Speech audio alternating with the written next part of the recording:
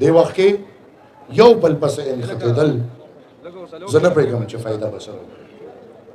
پکار دی چې موږ د دې وخت کې اړه کوله وکړو. کو د چا نیشنل پارټي بدي شي دا کار د نیشنلیانو نه دی، دا شی د قام دی. دې وخت کې هغه بغض هغه کینه رستو پرېږده.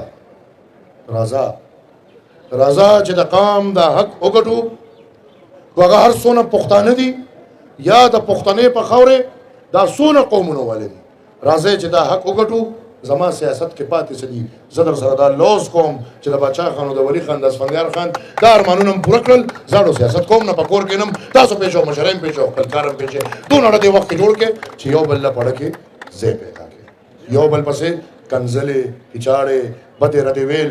لکه پښتنو موږ څه پیغام ورکوو چې موږ د دشمن ضرورت نشته، او که نه څوک دا عمل کوي نو بیا ورته په دې نظر وګورئ چې هغې ته دې څه فایده ده، او په دې عمل کې ستاسو انوالو کېدل ګمراهي ده. لہذا ټولې وړې خبرې دې وخت کې موږ ډډې ته ایږدو. زموږ واحد او واحد یو خبره ده، هغه د خپلې خاورې د اختیار خبره ده، او هغې کې د هر نظریې ملګري ته زموږ دعوت دی چې راضي دی. 18th امینڈمنٹ اور پاکستان ایک دوسرے کا بدن اور روح ہے. اگر 18th امینڈمنٹ کو چھیڑو گے ہم پاکستان کو چھیڑیں گے.